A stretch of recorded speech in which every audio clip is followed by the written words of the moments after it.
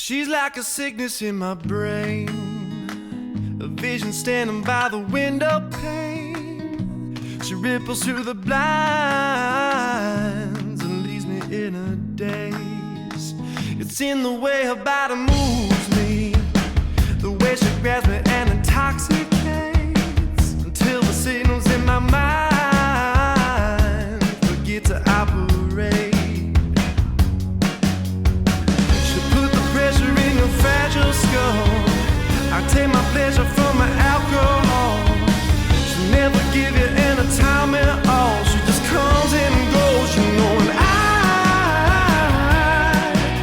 she's got me living in a chemical love, and I try to find the strength to know when she comes back to me again. Hey all you cool cats and kittens, welcome back to my channel. Today, we are talking about what has been called the most famous documentary in history, Tiger King. I did not want to watch this series, guys. I put it off for over a month. Everybody was talking about it. Everybody was telling me to watch it, and I put it off because I thought it would be stupid. And it was stupid, but it was also interesting, shocking, and at times hilarious. As far as true crime documentaries go, this one had it all. There's at least 5 different crimes we could talk about in connection with the people that are involved in that documentary. There's so much to unpack and investigate. So I can make this a small series if you want, because we can't get to everything in one episode. Today, we're going to examine the 2 main characters, Joe Exotic and Carole Baskin, so we can see who they were before they became the most infamous archenemies of our quarantined lives. We'll see how their separate paths eventually merged and what happened to them once the cameras turned off. But there are other figures in this docuseries that are also interesting and scandalous. The 2 that come to my mind are Doc Antle, who I'm pretty sure is running some sort of Manson-esque sex cult, and Jeff Lowe, who seems to have a really sketchy past and an unhealthy obsession with El Chapo, allegedly. But first, I want to have a word from our sponsor. Today's video is sponsored by Glasses USA, who's one of my all-time favorite sponsors because, as you can see, I wear glasses. I need them to see. I wouldn't be able to see without them. But what a lot of you might not know is I've worn glasses since before I was 2 years old. I was this little frizzy-haired girl with these huge Coke bottle glasses that made my eyes look ginormous. Oh, I got teased. I got teased for a very, very long time. And that made me hate my glasses wearing life. I didn't like the fact that I wore glasses. I was always trying to figure out if I could get contacts, but I couldn't because I don't like touching my eyes. It skeeves me. I always wanted to figure out a way where I didn't have to wear glasses. So really what ended up happening is I would just go around all the time without glasses, which gave me headaches, made my vision even worse, and in general, I just never knew what the heck was going on half the time because I couldn't see. Glasses USA has made me love wearing glasses. GlassesUSA.com's lenses are the same high quality you'll find in any glasses store, made in their own state-of-the-art labs. They can handle any type of prescription, single vision, bifocal, and progressive lenses, and offer personalized lenses based on your need. You can add any type of prescription to almost any pair of frames, including sunglasses. And shopping online at GlassesUSA.com means a risk-free shopping experience. They give you free shipping and returns. So that means if you get a pair of glasses you don't like, you get 100% of your money back within 14 days of delivery, no questions asked, and a 365-day product warranty. To me, the best 2 things about Glasses USA are the price point and how easy it is. Those were always the things that deterred me from getting new glasses. Glasses are expensive, and then you have to go into LensCrafters or America's Best and pick them out and try them on and stand in line and wait for somebody to be able to help you, and then you've got to wait for them to be made, and then you got to come back and pick them up.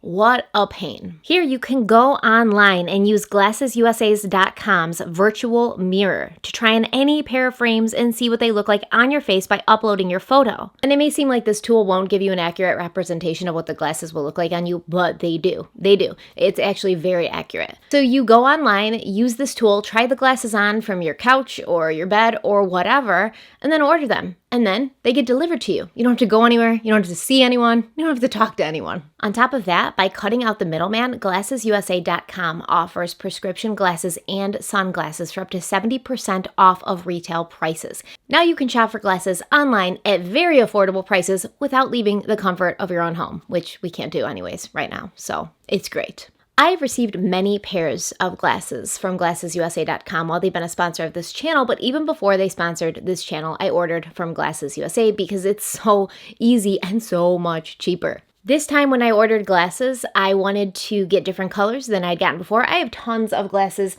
red, blue, green, black, gray, just regular metal frames, your basic stuff, but I have been obsessed with green for months, to the point where even my Animal Crossing world is all green. My house is green, the inside of my house is green, I've customized my furniture to be green, every outfit I buy is green, so I really wanted to get a couple pairs of green glasses this time because I didn't have any green glasses, and I'm so happy I did, because if you saw part 3 of the Ken and Barbie Killer video, I was wearing the green glasses in that video and I loved them. These ones I have on are also super cute, super simple. These are Muse x Hilary Duff Sonia. These are the green ones I was talking about. These are Muse x Hilary Duff Zora in green. These ones I loved because of the shape and the color combination of red and gold. And these ones are the Amelia E. Valentina in red and rose gold. I just feel like a secretary from Mad Men. And these ones are also green. These are the Amelia E. Viva in clear and green. And I love these ones too. I wrote to my contact at Glasses USA after he asked me if I got the glasses. And I was like, I love every single pair. And then because summer's coming up, I wanted a new pair of glasses. So I got these. They are so cute. I get really old Hollywood vibes from them. Marilyn Monroe in a convertible with a hair scarf on, and the hair scarf flies off, and then she tries to grab it, but she doesn't. I'm the star of my own movie, at least in my head. But these are the Prada Pro 3XS sunglasses. And I wouldn't be able to afford Prada sunglasses otherwise. I wouldn't be, out there wearing Prada sunglasses. But since it's so affordable, why not? If you're interested in trying Glasses USA out, which I highly recommend, if you're wearing glasses and you're still going to like a brick and mortar store to get them, you're wasting your time and you're spending way too much money. So if you're interested in trying Glasses USA out, checking it out, just going on and looking at the website to see what they have to offer, go in the description box. There's a link there. You can get up to 60% off your first pair of glasses. In doing so will also help support this channel. So if you're going to buy glasses anyways, use the link. It helps support this channel and you get great glasses. It's so easy. You upload your prescription, you pick out your glasses, they come to your door, you put them on. Life made. Thank you to Glasses USA for sponsoring this channel. Thank you to you guys for listening to the sponsors as always, and let's get started on the crazy life of Joe Exotic and Carole Baskin. So the whole time I'm watching Tiger King, I'm wondering, I'm questioning things, because they show us these characters as they are at this point, and it progresses a little bit. They go through some years together. But I'm so curious always about what people's childhoods were like, what their backgrounds were like, where they came from, how they ended up where they are now. So of course, after I finished Tiger King, I had to look into the backgrounds of almost everybody on this show. And I got a lot of dirt, I got a lot of tea, and I want to share it with you now. Remember, this is going to be a little bit of a more lighthearted video, but in the end, there were crimes committed here, and there's crimes against humans and animals. I do not condone any violence against your fellow human or ever any animal, ever. I mean, if you want to get in a fist fight with your brother at a bar because he said something about your wife and you want to give him a bloody nose, that's between you guys, but you should never ever lay your hands on an animal ever, because they are completely innocent and wonderful creatures, and I love them. Most of you who have been watching me for a while and have seen my vlogs and things, you guys know I hate zoos. I've never liked zoos, and people have made fun of me for years about it because I refuse to go to zoos. I have never brought Aiden to a zoo. I've never brought Bella to a zoo. When Nev was younger, I brought her to the zoo a couple of times, which is what caused my hatred for the zoo. I just could not imagine how those animals could be happy in their circumstances. And that's just my opinion. You may feel completely different. I don't want to shame you if you like zoos. You do you. Go ahead and like zoos. And some zoos are really great. Some zoos do take care of their animals. The only problem is it's really difficult to distinguish which ones are taking care of the animals and which ones aren't. So in my opinion, it should kind of be a hard and fast rule that they just shouldn't exist to protect the animals. But, what do I know? The whole time I was watching the show, I found myself wondering about Joe Exotic. Where did this guy come from? What got him into the whole exotic animals game? Why is his eyebrow ring in his eyelid? Now, I have to believe that the majority of the people in the world have seen this show already, but if you haven't seen it and you're planning on watching it, first of all, I definitely suggest you do, because like you, I was a skeptic, and I held back, and now I want to watch it all over again, because it was just such a crazy ride. But if you haven't seen it, there are going to be some spoilers in here. Spoiler alert. Boop, boop, boop. I don't know. Is that what happens? That's what we just did. As always, to understand what happened at the end, we have to go back to the beginning, and there are very few people whose backgrounds interested me as much as Joe Exotic. Joe Exotic was born Joseph Shrevogel on March 14th, 1963 in Kansas. Now, his parents were wealthy farmers, and he was one of 5 siblings. Although the family was pretty much well off, Joe claims that they were never spoiled or handed anything, that they worked really hard, even as kids. In fact, he said he believed his parents started a family and had kids specifically to have farm hands. His parents were stoic German people, and he says he can't remember a time when anyone said, "I love you" to anyone else in that household. So it wasn't like a very affectionate family dynamic. It wasn't an affectionate, loving family life. When he was 5 years old, Joe claims he was sexually assaulted by an older boy in his own home repeatedly. According to Joe, this boy cornered him in the bathroom and opened a drawer in the bathroom vanity to jam the bathroom door shut, essentially. Now, when Joe's father, who was a Korean War vet, changed jobs from farming to raising racehorses, he moved the family from Kansas to Wyoming when Joe was about 14. And then they moved again to Pilot Point, Texas, where they lived on a large ranch in an 8-bedroom home. The only one of Joe's siblings that he was close to was his older brother, Geralt, which sounds like a name from The Witcher. I don't know if I said it right, but that's how I've heard it pronounced, Geralt. It sounds like The Witcher. The 2 brothers shared a love of animals. According to the About Us section on the GW Zoo website, Geralt loved all animals and life, and his dream was to go to a jungle to see all the magnificent animals running wild and free. Geralt and Joe liked to watch nature shows together, and Joe would bring home small animals like raccoons and ferrets while he was participating in the Future Farmers of America program to show his brother and to care for them. It's a really sad part of the whole story, because if you've seen Tiger King and you know how it ends, it's a bit jarring to know that Joe started out in life genuinely loving animals, taking care of them, and fighting for conservationism. Joe's high school years were erratic, since his family did move so much, but he also didn't have a really great experience with the other students. There aren't many people who remember him from high school, but what is known is that Joe was often bullied by the jocks and the popular kids because Joe seemed to prefer the friendship of his female classmates, so he would get teased for being one of the girls. Joe graduated from high school in 1982, and in what I believe is a very little-known fact, he became an East Vale police officer. I never knew Joe Exotic had been a police officer. Now, this was a small department with very few employees in an area with, little or no criminal activity. And at the age of 19, Joe was promoted to chief of police.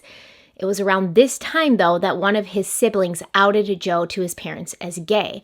From the show, we know Joe, when we meet him, he's an openly gay man, and he seems to be, very proud of this. He uses it to his advantage, almost kind of creating a brand. He's a gay, gun-toting cowboy, but he had been struggling with his sexuality from a young age, and he hadn't really figured out how to break it to his parents yet, afraid that they wouldn't accept him. His fears were realized when his parents were both shocked and disappointed by his sexuality, and his father made him shake his hand and promise not to attend his funeral. Now, when Joe tells this story in Tiger King, I get the impression that he had told that story a lot. It's kind of one of those stories that he keeps in his repertoire because Joe is a storyteller. He's a performer. He loves dramatic effect. And I got the impression like Joe's told this story a lot. It sounds rehearsed almost as if there's really no emotion behind it anymore, which I'm sure there obviously was at one point. Like that obviously had to be a very devastating part of his life, as we'll find out that it was. But when he tells it on the show, it's almost just like he's robotically repeating it. And I think he kind of took that part of his life that had hurt him and caused him a lot of pain, and used it to flesh out this character he would become. But what happened to Joe with his parents when one of his brothers completely callously and horribly just, outed him. And that bothers me when that happens. You can think whatever you want about Joe Exotic or Carole Baskin. We're on team nobody at this point because they're all horrible people. But in every situation, every day of the week, it's 100% wrong to out someone when they have not chosen to do that yet. Their sexuality is their life and their business unless they choose to bring people in on that. And Joe hadn't chosen to do that yet. He was obviously waiting for the right time. He was trying to find the right words, and he may never have found the right time or the right words.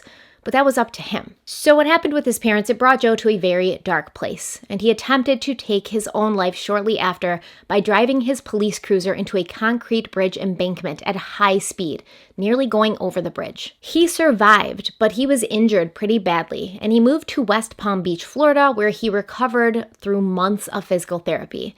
In Florida, he began living with a boyfriend and working at a pet store, but his neighbor at that time, he worked at a nearby exotic animal park, and the neighbor would sometimes bring home baby lions and monkeys, and Joe became just obsessed with these animals. And this is where his interest and love and obsession in these exotic animals starts. Joe got really attached to these little monkeys and lions, and the neighbor would let him play with them and feed them from a bottle. And it was really at this time that Joe narrowed down his, general love of animals to specifically loving exotic animals. And I mean, who wouldn't just be over the moon to feed a baby monkey or a baby lion from a bottle and play with them and just hang out with them? But most of us would enjoy the experience and, take it for as long as we had it. But we wouldn't say, let's open an exotic animal zoo, right? I think most of us wouldn't do that. At this point, Joe moved back to Texas and he began working as a security guard at the Roundup Saloon, which was a gay cowboy bar.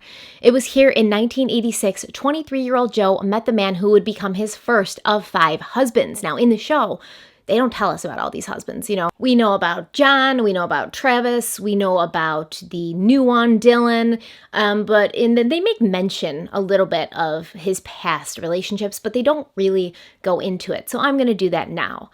His first husband was 19-year-old Brian Ryan, and Joe became inseparable from this young man. It's reported that they even resembled each other. They were both sporting mullets, horseshoe mustaches, and they wore matching jeans and boots. They moved into a trailer in Arlington with a group of poodles that they basically treated like children. The two tied the knot in a marriage ceremony at the Roundup Saloon, even though at that time, gay marriage was not legally accepted in the U.S. This same year, Joe, his brother Gerald, and Brian opened a pet store in Arlington where they sold small creatures like reptiles, fish, and ferrets. They made extra money on the side from selling cat playgrounds and dog houses that Gerald built using materials found in dumpsters and garbage cans. I really got the impression from Gerald. Ugh, I feel so bad. I don't know how to pronounce his name correctly. Gerald? I'm going to say Gerald. It's like Harold with a G. Gerald. Okay, so Gerald, I get the impression from him that he was an industrious kind of person. And we know that Joe Exotic, for all his shortcomings, would later go on to be an incredibly hardworking person, right? He would work day in, day out, night and day, never tired, never stopped. He really wanted to build something. And I think that his substance abuse problems most likely fueled his ability to stay up all the time and have all this energy. But regardless, inside, that motivation was there. And I think that comes from the fact that they were raised by these extremely hardworking, no-nonsense parents who had money but did not spoil their kids. The extra income that they got from these pet playgrounds and dog houses, it allowed them to expand the offerings at the pet store, and soon they were bringing in smaller exotic pets like armadillos and four-eyed possums. I'd never heard of a four-eyed possum before, so obviously I was intrigued and I looked it up. And I'm going to tell you about them in case anyone else is interested. The gray four-eyed possum is a possum species found in Central and South America. They don't actually have 4 eyes. And it looks like this thing would rip your head off if you got close enough, right? In some of these pictures, it's baring its teeth. It looks like it's ready to spring on you and just eat your entire face off. They got this four-eyed name because of the white or cream-colored spots that are above each eye, which gives the appearance of having 4 eyes. Now, average adult sizes range from about 16 to 20 inches. and in captivity, they only lived for about 4 years. What's pretty messed up, though, is one of the first searches that came up while I was looking into these little animals was 4-eyed possums for sale. Easy financing is available. I know we all want unique pets, but it's getting kind of ridiculous. Anyways, Joe, Gerald, Brian, these guys were happy. They were doing what they loved, expanding their business, and they were living a pretty good life when tragedy struck. In October of 1997, Gerald was killed when he was hit by a drunk driver outside of Dallas. Joe's life changed after the loss of his brother. He didn't want to be in Texas anymore, but he did want to do something to honor Gerald's memory. The family had won $140,000 in a lawsuit after his death, and they were planning to build a soccer field and name it after him, but Joe had a better idea. He convinced them to let him use the money to purchase 16 acres of land in Wynwood, Oklahoma. Joe poured the concrete for the sidewalks himself, and he started out with 9 cages in what he would call the Gerald Wayne Exotic Animal Memorial Park, also known as the GW Zoo. It officially opened 2 years to the day after Gerald's death. Now, it was advertised as an animal sanctuary, which is what it sounds like. It's a place where animals are brought to live and be cared for until the event of their natural deaths. So technically, you wouldn't be seeking out animals to place here or breeding animals to create more animals to have there. It would strictly be a place for animals who have been displaced or mistreated to live where they could be taken care of and protected. When word got out, people started sending Joe their animals. The first 2 zoo occupants were animals that had belonged to Gerald, a deer and a buffalo. After that, they acquired a mountain lion and a bear, and in the year 2000, Joe took in his first tigers, Tess and Tickles. Now, these tigers had been found in the yard of an abandoned house, and within no time, Tess gave birth to tiger cubs, which Joe and his husband Brian cared for in their own home located on the zoo grounds. Joe and Brian ran the zoo together, and once again, they were copacetic. Things were great, they were happy, but then tragedy struck once more. Brian began to get very sick, and in 2000, Joe was trying to get his husband into his truck so he could bring him home, where Brian could die in peace, surrounded by family, when Brian took his last breath. He passed away due to an HIV-related infection, and according to New York Magazine, Joe screamed loud enough to make your ears ring. Brian's funeral was held at the zoo, and Joe was a mess. In 4 years' time, he'd lost the 2 people who were the most important to him in the whole world. Really, the only 2 people that he had. And the reality was, he was now very much alone. His solitude wouldn't last very long, however, because within a year, Joe was married again. 24-year-old Jeffrey Charles Hartpence, aka JC, was also an industrious sort of man. He had some experience with planning and putting on events, and together he and Joe expanded the zoo business to take it on the road. They traveled around with baby animals for kids to pet while they learned about animal conservation and watched Joe attempt to do magic tricks with them. So it was kind of this circus, zoo, magic show combination road act. And at this point, Joe went by many stage names, but the one that stuck was Joe Exotic. As the business expanded and Joe began looking for extra hands to help out with the traveling show and at the zoo, his relationship with JC was deteriorating. Now, it's reported that JC was an advocate for building more open enclosures so that the animals would have space to run and roam, but Joe was more interested with purchasing as many animals as possible with the intention to breed them and make money off the sale of the babies. They began to regularly butt heads on this topic, and one day, in 2003, JC went into the office and he found a picture on his desk. It was a picture of the largest lion at the zoo, named Goliath. And Goliath, in this picture, is like baring his teeth angrily over his dinner. And over the meat that Goliath was about to eat, the words JC's remains were typed. And on an attached post-it note, Joe had written, "If you don't get your shit together, this is going to be your reality." Obviously, JC didn't like this, and JC had his own demons with drugs and alcohol. Arguably, he could make some spontaneous and dumb decisions. So he decided to handle this lover's quarrel by placing 2 loaded guns in the face of his husband while he was sleeping. When Joe woke up staring down the barrel of these 2 guns, JC told him, "I want out. Are we clear?" Now, Joe managed to talk JC into putting the guns down, and then he called the police. JC was arrested and escorted off the property, never to return. But this is not where JC's story ends. On February 21st in 2014, 57-year-old Curtis Shelton was found shot to death in his Nashville, Kansas home. J.C. Hartpence and another man, Dean Cowles, were arrested and charged for this murder. According to court documents, on the evening of February 19th, J.C. and Dean were drinking in a trailer owned by the oil drilling company that all three of these men worked for. Dean Cowles called Curtis angry because Curtis's son had borrowed a truck that belonged to the oil rigging company and he'd failed to bring it back when he was supposed to. Angry words were exchanged between all three of them, and then JC and Dean decided to go to Curtis's house, which was 45 minutes away, to get the truck back. Before they started on their journey, however, they borrowed a gun from another coworker and stopped at the liquor store for more booze. Allegedly, when they got there, Dean went running into the house ahead of JC, and when JC finally got in, he saw Dean on top of Curtis, hitting him and yelling at him, so JC says he pulled Dean off. But then he saw Curtis reaching for his gun on the bedside table, and in a split-second decision, JC pulled his gun and shot the man twice. J.C. Hartpence was sentenced to life in prison, which is where he is now. So we have Joe Exotic's first marriage, his longest relationship to date, it seems, who dies, tragically. And then his second husband, they get into it. Joe threatens him. J.C. threatens Joe back. And eventually J.C. goes to prison for an unrelated murder. But still, it's just crazy. And it gets crazier. Right as things were ending with JC, Joe was getting closer to a new employee he had hired to help him out at the zoo, a man we all know and love, John Finlay.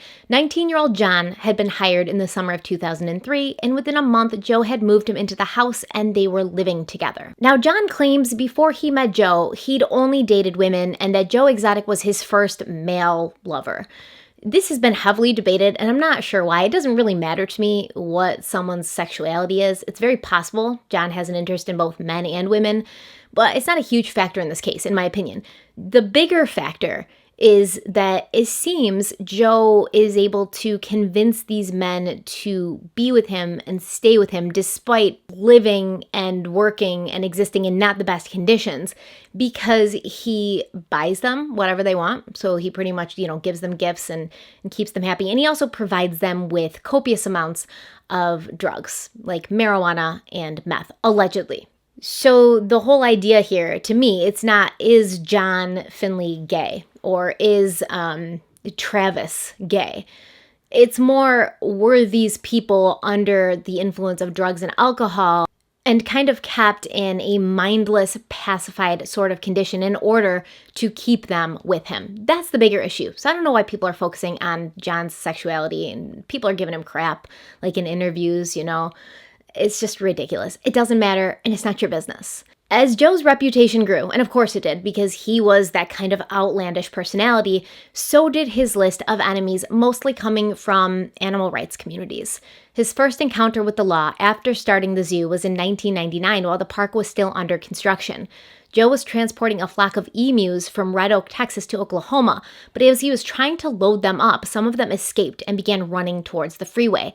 Now, these poor emus had been neglected, they were starving, but Joe couldn't have them obviously running into traffic and causing a car accident because he would be responsible for that car accident because the emus were in his care. So he shot at least 6 of them before they could make it to the freeway, which enraged local law enforcement and the SPCA.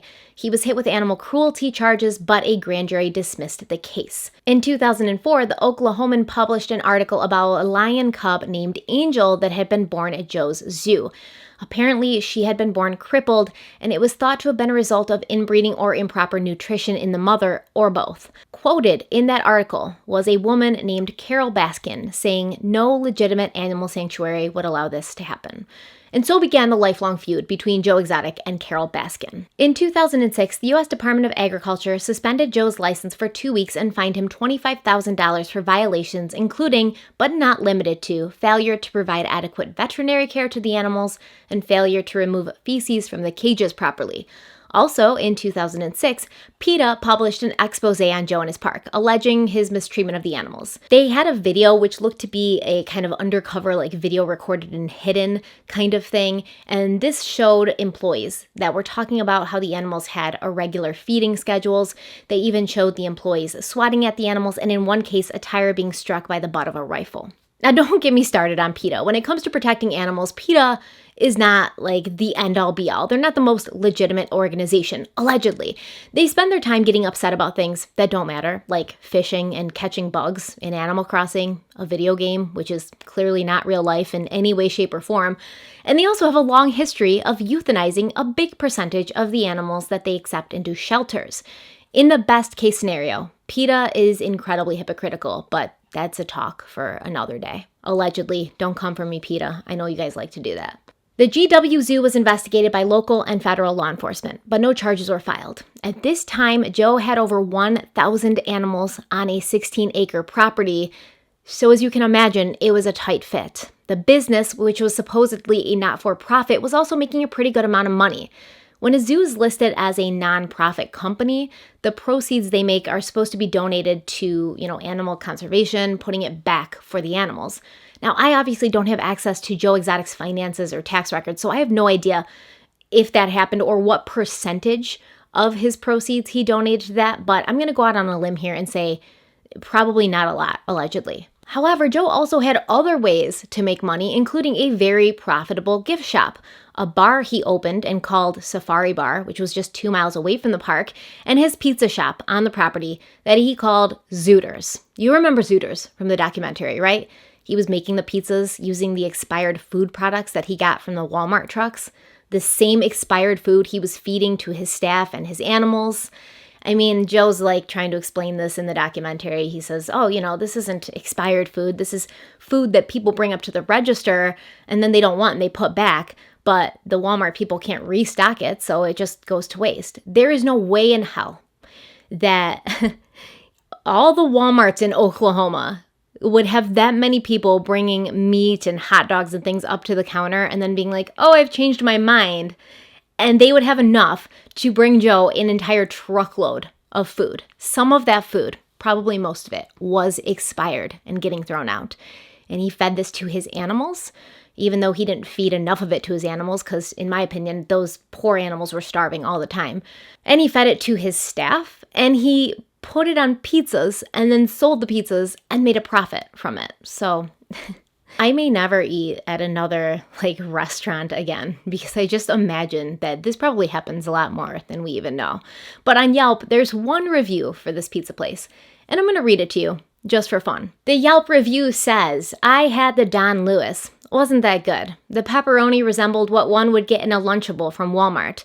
The other meat, Italian sausage, I think, was not recognizable by sight nor palate. Staff were overly friendly, yet suspicious. Seems they were snickering every time I took a bite of pizza. Tigers were neat.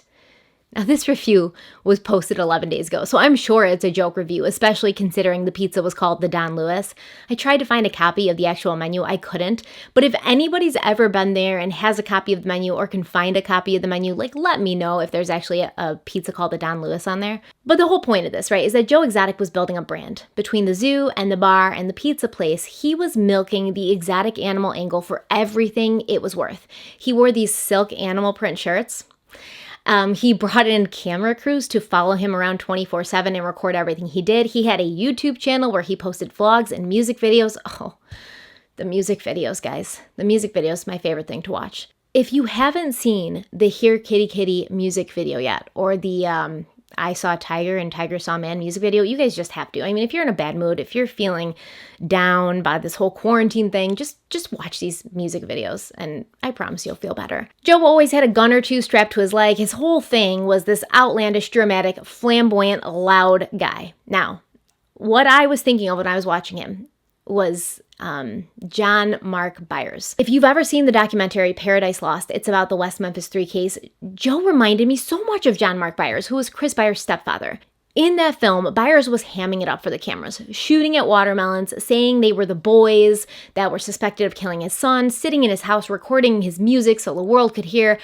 Very similar personalities. And there's a lot that I think about this, but maybe that'll be for another video too. Employees at the GW Zoo said when the cameras were on, which they usually always were, Joe would become uncontrollable. He would throw fits and yell and storm around, firing people just to make things seem interesting, for good TV. And as interesting as his life was in reality, considering he lived on a property filled with lions and tigers and bears, oh my, I don't honestly think that he could have held the attention of his viewers very long, if not for a volatile and very public feud between himself and Carole Baskin. Carole Baskin was born on June 6th, 1961, in San Antonio, Texas, to a very poor family. Carole Baskin is a Gemini. Is anybody surprised?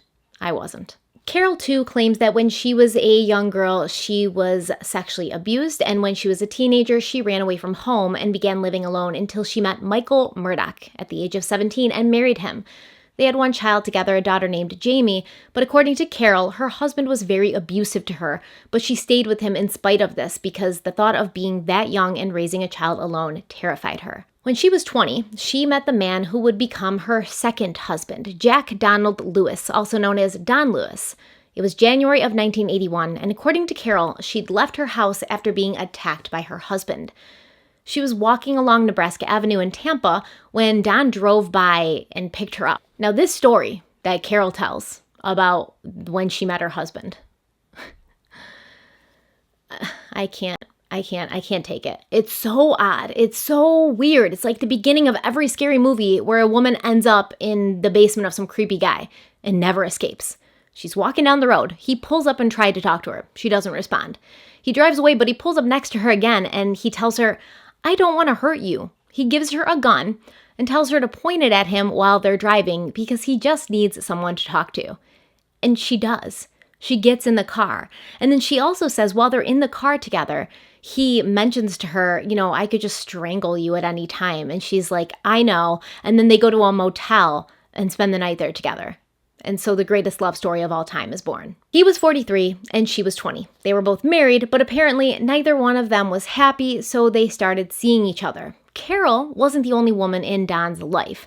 There was his wife Gladys, who he married when he was 17 and she was 14, which is also disturbing to me, and I feel like nobody picked up on that. I mean, I know things were different back in the day. Women got married younger, but 14. And Gladys explains it in the documentary, like, "I had to have my parents sign papers to agree to the marriage, and so did Don because he was under 18. But he's 17 and you're 14. She was a child." And apparently Don had a lot of other different girlfriends as well. He was just a very affectionate man, and he had a high sex drive, and he liked the ladies. We can honestly put him in the ranks of most of the other men in this documentary, like Doc Antle and Jeff Lowe, who also can't seem to settle for one woman.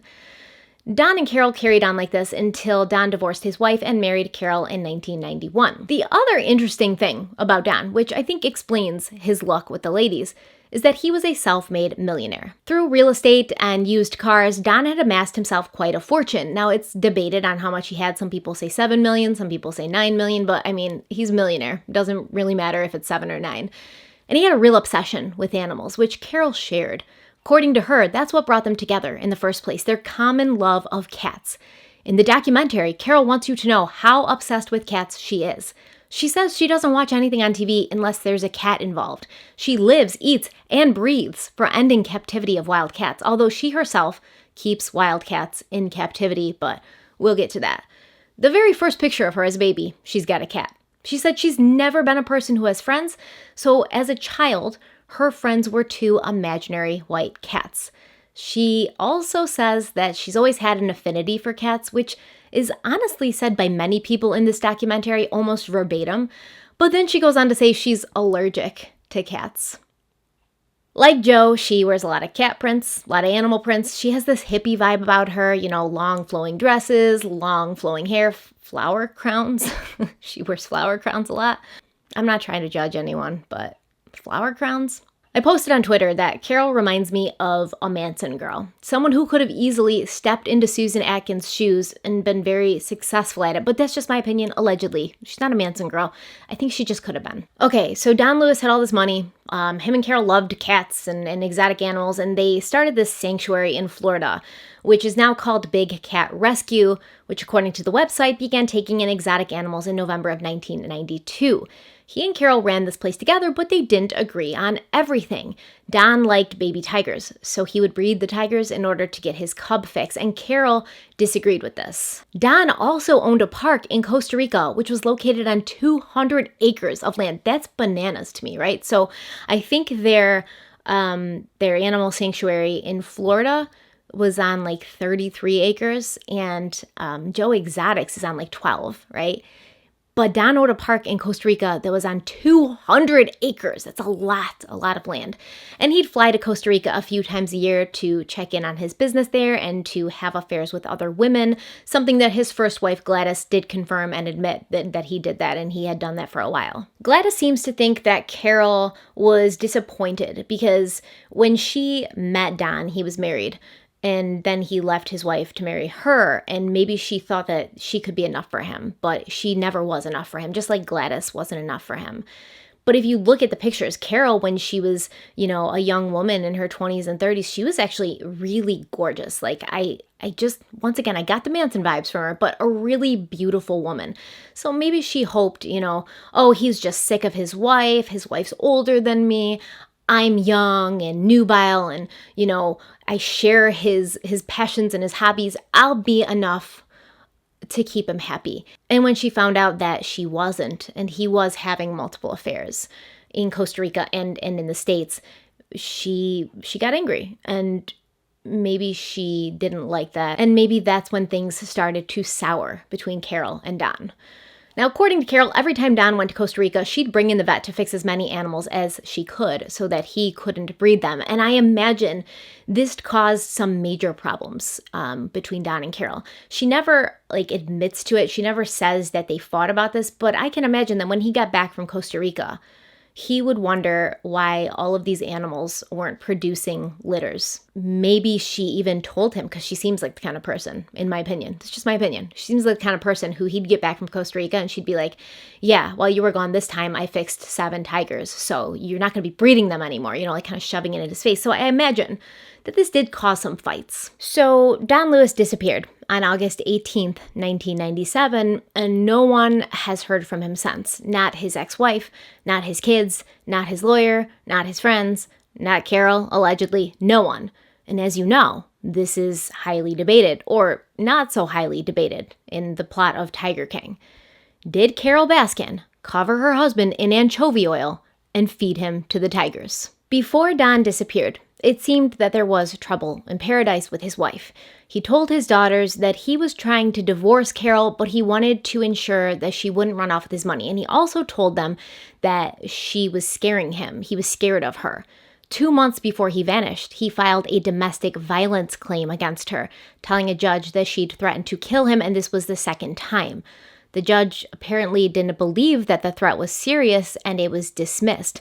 Don gave a copy of the report to his assistant anyways and instructed her that, he was still scared, and if anything happened to him, to show this to the police because, suggesting that if anything happens to me, it's my wife. A few days before he went missing, Don purchased a plane ticket to Costa Rica, which would never be used, and he put some equipment on a truck that was headed for Miami. The day he disappeared, he was scheduled to drop off real estate signs to his lawyer's office, and when the office opened for the day, the signs were there, they had been left there, but no one had seen Don. Another person interviewed in the documentary, a man named Mark McCarthy, said he saw Don a month or so before he disappeared, and Don had mentioned that he felt like his life was in danger. And Wendell Williams, who's a business associate of Don's, claims Don indicated to him that he wanted to divorce Carol, and then that was the last time Wendell ever saw Don.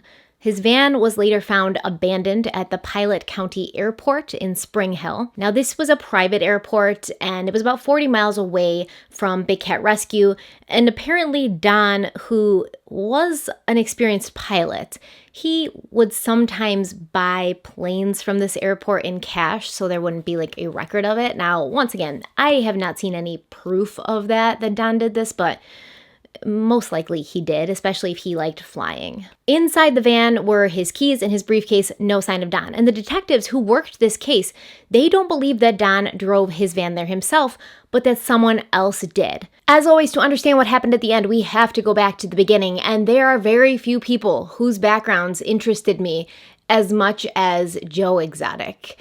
On August 23rd, Carol's asked to take a polygraph. She says she'd love to, but her attorney, whose last name is Cacciatore, by the way, he advised her not to. So she has an interview with the Tampa Bay Times, and she says, I'd love to let law enforcement look at every inch of this property, my property, Big Cat Rescue, stating, I'd rather be cooperative, but all the legal advice is against it. On December 7th, 1998, Don's children from his first marriage told People magazine that they believe Carol killed their father and fed him to the tigers. His daughter Donna said, quote, "It's a perfect scenario to dispose of someone. We were upset because the cops didn't test the DNA on the meat grinder." But here's what Carol Baskin thinks happened to her husband, or what she says she thinks happened to him. According to Carol, in the years before Don went missing, she noticed signs of mental deterioration and claims he'd been to several doctors and was diagnosed with bipolar disorder. She said, quote, "Don has purchased a number of properties in Costa Rica, and after his disappearance, one of the caretakers called and told me there were people reporting seeing him there. That is the only reason I urged the police to investigate there." Now keep in mind, there's no flight plan or reports of Don flying away in a plane that day. Nobody who worked at the airport, the private airport, says they saw him. And although he was an experienced pilot and he could have, it's quite unlikely. No employee saw him, no paperwork exists, no radar ever picked him up, but Carol claims he flew illegally without, leaving a flight plan, and he knew how to stay low enough over the Gulf of Mexico in order to evade a radar. And the police did investigate in Costa Rica and at home in Florida, but no sign of Don was ever discovered. I mean, there's 40 acres of the property that they had over there at Big Cat Rescue, and another 200 at the property in Costa Rica. So I'm not sure how thorough it could have been, but I do know with almost 100% certainty that the police certainly couldn't have checked every single inch of property in Costa Rica and Florida. And there's the little matter of Don's will and his power of attorney paperwork. It seems that after Don left or disappeared or vanished, whatever have you, Carol and her father broke into his office where his will was kept. Now, his secretary remembered what the will had said before, but then after Carol had invaded the office, the will stated that she was the recipient of his fortune, and she would also have power of attorney. So Anne McQueen, she's the trusted personal assistant of Don, and the story she tells in regards to Don's will is kind of shocking. Carol and her dad called Don's handyman, telling him that they needed to get into Don's office. So the handyman goes and helps them basically, break into this place, cuts the locks on the gates. They break into Anne's office where the wills and the power of attorneys are held. And I say wills and power of attorneys in plural because there was 2 copies of each. So Anne gets a phone call that the alarm at the office was triggered. Apparently they also cut the power, water, and the sewage. The cops show up. Anne shows up. And like I said, Anne says in her office there was 2 copies of Don's will and 2 copies of his power of attorney. Anne says all copies were removed from the office, but that Anne had been the executor and power of attorney on both wills. Now, being the executor of the will, it doesn't necessarily mean that you're going to get the fortune. So Anne wouldn't have been sitting here like, yeah, I was the executor of the will and I get his money. And I don't even think she's trying to fight for the money. But what the executor of a will does do is make sure that the person's last wishes and what they did want to happen with their property and their money gets, followed through on appropriately. Now, Don's, missing, right? But technically, nobody knows if he's dead or alive. But after 5 years, he can be pronounced dead if he doesn't turn back up. So after 5 years and 1 day, Carol has him pronounced dead. And then she produces the documents, the will and the power of attorney. And it wasn't Anne who was, the executor and the power of attorney anymore. Carol was now executor and power of attorney. But the strangest part is the verbiage on Don's power of attorney. It stated, "The durable family power of attorney shall not be affected by any disability or disappearance." And that's not common to see on a will or a power of attorney. Usually it's like in the event of my death. But to write in the event of my disappearance, almost like you're expecting to go missing. Don's lawyer said in 37 years of practicing law, he had never seen the words "upon my disappearance" on a power of attorney or a will. And why would it be? It's not normal. It's not typical. But Carol has an answer for that too. Carol said, quote, "Don had told me about people going to Costa Rica and disappearing. Our Costa Rican attorney, Roger Patterson, said the Helicopter brothers were the local version of the mafia and Don was loaning them money. That is why I included disappearance as an event that would activate power of attorney. I am sure attorney Joe Fritz is correct that it is unusual. It made perfect sense in the situation, given what I was told by Don and Peterson about Costa Rica and Don's dealings there at the time." And then you find out that Carol's brother was a sheriff's deputy, and the day he went missing, Carol left the sanctuary and drove to a nearby store to pick up some milk byproducts for the cats at 3 a.m., and her car broke down, and Carol ran into her brother and another deputy, and the second deputy gave Carol a ride back home, and this would be just hours before Don vanished and was last seen by Carol herself. It's certainly suspicious, and when you look at it, I mean, it's pretty clear who would stand to gain the most in the event of Don going missing. If he had not gone missing, he would have most certainly divorced Carol, and she most certainly would have known that that was the path he was on. She would have gotten no money, she would have been separated from her precious cats, and she knew this. With Don out of the picture, she was a millionaire. And she could run the sanctuary any way she wanted, not having to worry about her husband running around, breeding tigers and lions, picking up new girls in Costa Rica. I find it very grimy as well that Carol essentially cut Don's first family out. His ex-wife and children were given very little of the estate, but in the documentary, Carol acts as if she did them a favor by not dissolving their trusts after Don and his daughters had a falling out and he had asked her to. But there's no evidence that Don and his daughters had this huge falling out in which Don asked Carol to dissolve their trusts, besides Carol's word.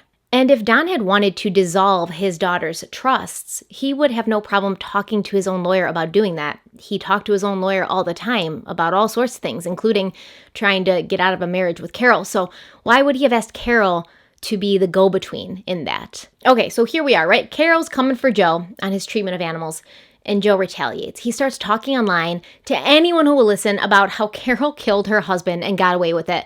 And he illustrates this in a music video he called Here Kitty Kitty, where he hires a Carole Baskin lookalike and has her feeding body parts to the tigers. If I can play a clip here, I will. I don't know what the copyright status of Joe Exotic's music videos is, but if not, I'll just link it.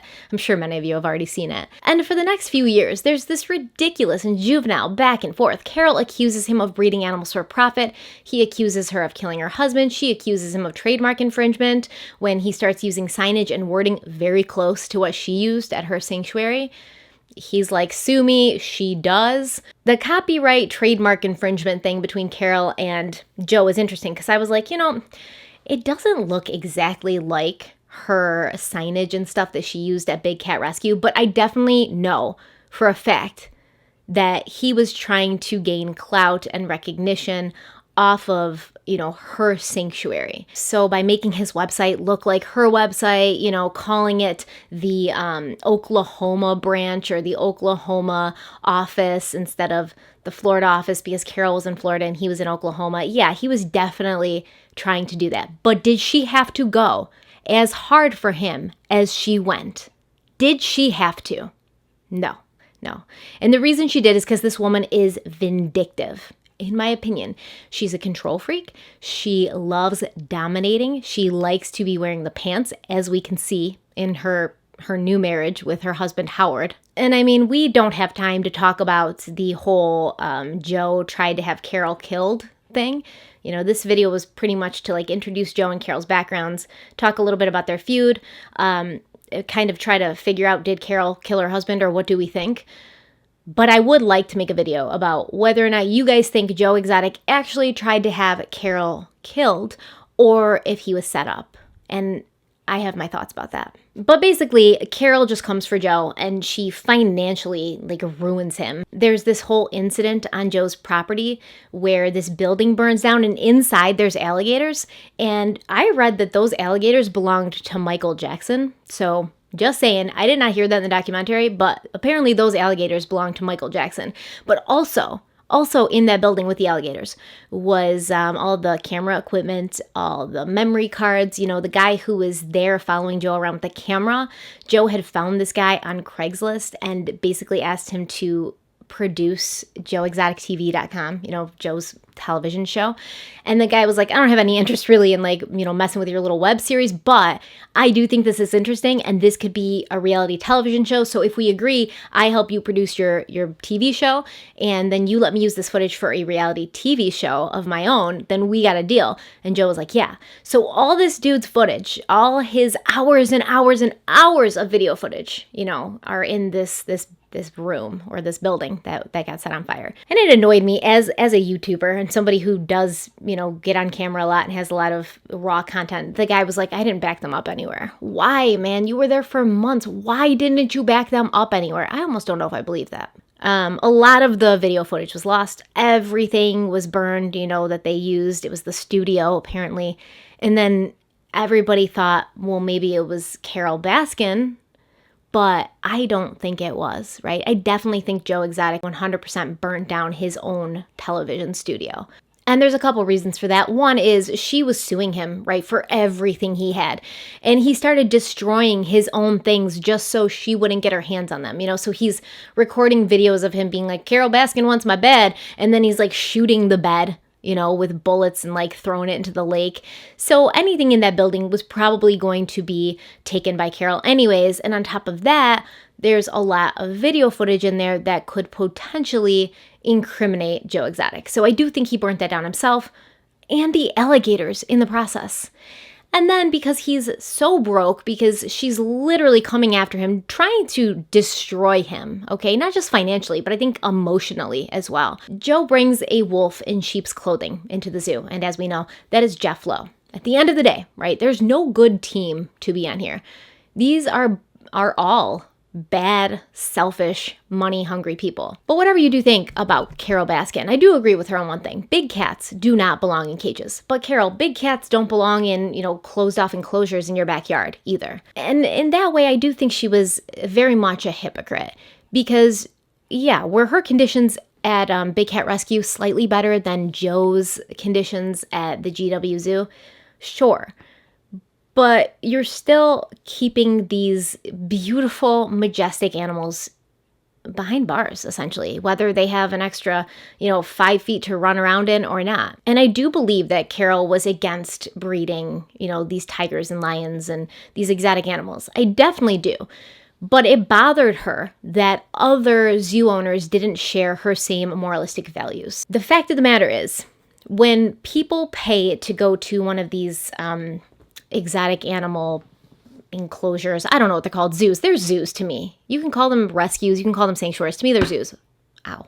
So when people pay to go to these zoos where they can actually get one-on-one with the animals, they are going to be more interested in like the young babies just because they're cute. I mean, that's why people go to pet stores, right? There's more people that are going to pet stores to play with puppies than there are going to shelters to, look at and pet older abandoned rescue dogs. It's just the fact of the world. We are humans. We like things that are fuzzy and cute and little. So with Joe and, a lot of these other guys like Doc Antle not having a problem and not being morally opposed to breeding their animals to get cubs to bring more people in, she's looking at this as competition. They don't live by the same standards and the same structure that I do. But they're going to make more money and they're going to be more popular because they have cubs, but I don't because I don't want to breed them. So I'm going to go after this guy and put him out of business so that no longer is a problem for me. It's no longer an opposition to me and it's no longer cutting into my profits. Carole is a very greedy person. Ultimately, though, I do think Joe started out genuinely caring about these animals, but he was corrupted by money, as really happens so often. But Carole, she just gives me this impression of someone who is a savage, a stone cold, right? Her relationship with her new husband, Howard, is completely strange. The way she treats him, I mean, she had him on a leash in their wedding pictures.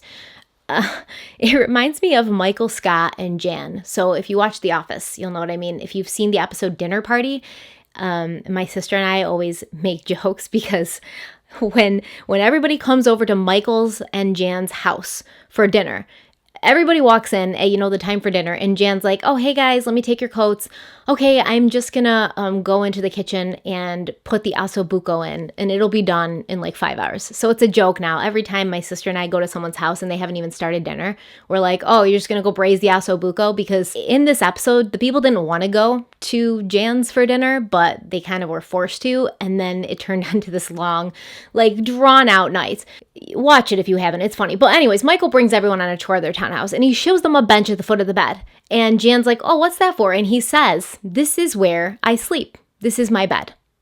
And they're all like, what? Because there's a big king bed, right in front of it. And he's like, yeah, Jan, doesn't like crowding in the bed, so she makes me sleep on this. I like it. It's my little bed. And he has to curl up to fit on it. So I imagine that Carol Baskin is sort of like this. I can see Howard, being forced to sleep at the foot of her bed, or even forced to sleep like on the floor next to her bed on a leash. You don't treat your husband like that. I don't care if he allows you to. It's disrespectful. It's disgusting. I mean, when you're watching the show and they're showing you pictures of Carol and Howard and how really poorly she treats him, it's funny, but also it's not. It's not funny. She likes a relationship where she can be in complete control of her husband, where he adores her, where he says and does what she wants him to say and do. And Don Lewis wasn't like that. He did what he wanted. She said she didn't like that he was breeding these wild animals. He kept doing it. She probably said, I don't like you going to Costa Rica and sleeping with these other women. He still did it. With Howard, he does whatever she wants. I mean, I think the first thing he says in this documentary is, Carol's the Mother Teresa of big cats, and when he's talking and they're both sitting in front of the camera being interviewed and Howard's talking, Carol doesn't, look at the camera. She doesn't look down while she's listening. She stares straight at him. And in her eyes, it's almost like a challenge. Like, say something I don't like, Howard. Say something I don't like. And when he finishes talking, there's this look of like relief and like twisted pleasure in her face. Like, yeah, that's exactly how we rehearsed it. So I get a really bad vibe from Carol. But I also think that, like I said, these are all messed up people. How did all these people end up in the same time in the same place? It's just beyond me. They're all messed up. But Carol, I think, has a very different kind of personality. And she admits it herself. She says she didn't have friends growing up. She's an isolated, solitary person. Whereas Joe is like this outgoing, fun. He makes things fun. He's always putting on a performance. Like, you're never going to be bored around Joe. But I feel like if you're hanging out with Carol, she's going to stab you in the back. I don't feel like she has loyalty to anyone besides herself. And also, in the end, I believe that Joe turned into that. But there's people who still had positive things to say about him in the documentary. Even the employee, Saf, who got his arm bit off by a tiger or a lion, I can't remember which, but his arm was completely bit off. And he wasn't even mad about it. He was just like, yeah, I mean, this is what happens. This is the risk that you take. And I think it was in the reunion episode with Joel McHale where Saf said, they didn't show a lot of what Joe was that was good. He would give you the coat off his back. He would do anything for you. And they didn't showcase that well enough, according to Saf. But Carol, I believe, from day one, was always out for herself, was always out to make money, was always out to make a name for herself, and she didn't care who she used or hurt to get there. And to me, whatever. If that's how you are, that's how you are. If that's how you make your money, if that's how you're successful, that's how you are. But if she did kill her husband, that's a different story. Now you've done something illegal. But what do you guys think? Do you think that Carol Baskin killed Don Lewis? It's I don't know. I don't know how I feel about it. I think if Don Lewis is dead and somebody killed him, it was probably her, allegedly. But it's also very possible that maybe he just took off. Like I said, he's got 200 acres in Costa Rica. He could have just disappeared. He had enough money, probably, but did he take any money out of the bank? Like, did he bring any money? Has any money been touched? That's another thing. They're not very clear. And when you're looking at this investigation online, these little questions, there's no answers to them. Did Don touch his money? Did he withdraw money? Was there any cash that he had? Did he go to the bank? I don't know. I don't think Don Lewis is alive. And I think that it's possible Carol had something to do with it. It's possible, allegedly. Don't come for me, Carol. I know you like to sue people, but I don't think she worked alone, to be honest. So someone does know something, and hopefully, it comes out, but it probably never will because she's a terrifying person. And there's a lot to discuss too. Like the employees that worked at all of these zoos, Doc Antle's, Carol Baskin's, Joe Exotic's, it seemed like they all had these miserable lives. They were treated horribly, right? But it just goes to show you what someone will tolerate, what someone will deal with in order to live with lions and tigers and play with them and raise them and care for them. They love the animals that much that they would tolerate a horrible living environment, a terrible working environment, no pay or very little pay, having to get fed meat off of an expired Walmart truck just so that they could keep these animals in their lives. And the animals are obviously mistreated as well. I think on all of these places. I mean, there was an issue with Carol and Joe where he posted a picture of her employees holding up these like slaughtered rabbits, and they were smiling and they looked happy. And he was like, oh, I thought Carol doesn't agree with, mistreating animals. And she responded like, oh no, they weren't happy because they killed the rabbits. They were happy because their favorite tigers were going to get a rabbit that day. Either way, taking a picture while you're holding up dead rabbits is sick. I don't care if the people in the picture are excited to give the rabbit to their tiger. If you are an animal rights person and you preach about, not hurting animals, et cetera, probably not the best picture to take. It doesn't look good. And then there's allegations of Joe Exotic killing tigers so that he could bring in more tigers. There's also allegations of Doc Antle doing all sorts of crazy stuff on his property. Whew. So if you want me to keep doing Tiger King videos, we can investigate whether or not Joe Exotic did in fact try to have Carol killed, or if he was set up.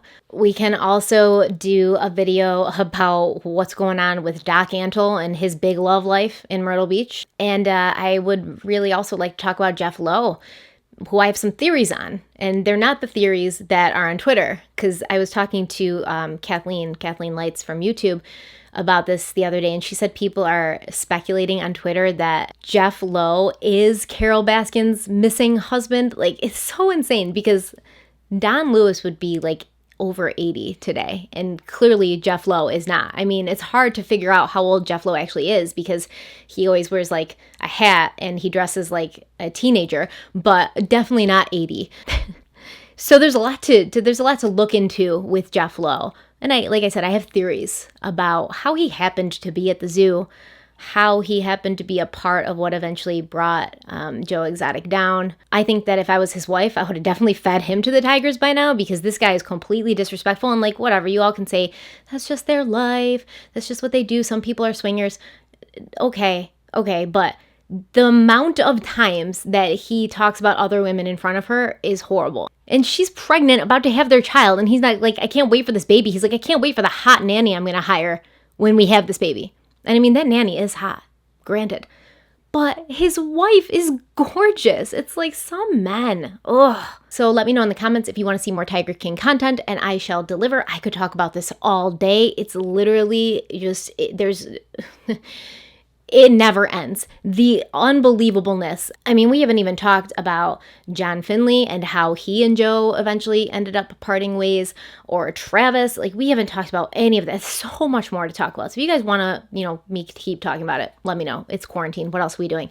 Put it in the comments. Also, check the description box so you can get 60% off your first pair of glasses with Glasses USA using my link in the description box, because Glasses USA is awesome, and I highly, highly suggest that you try them out, especially if you are, trying to get more glasses now and you really can't do anything. Online's our only option, and they are a great option. I wholeheartedly support and love this company. They are awesome to work with. They are an awesome company to use as a consumer, and that means a lot to me when somebody's reputable and, sticks to their word and takes care of you as a customer and as someone that you're working with. I really, really appreciate that. Thank you guys so much for being here. Let me know if you have other questions about anything we talked about in this video. Let me know if you want specific Tiger King kind of content and material talked about. My dogs are now barking. They've done this 17 times since I've sat down to record. I don't know what's happening up there. But I'm going to wrap this up now, so stay kind, stay beautiful, stay safe, and stay home. And I love you all. Thank you so much. Bye.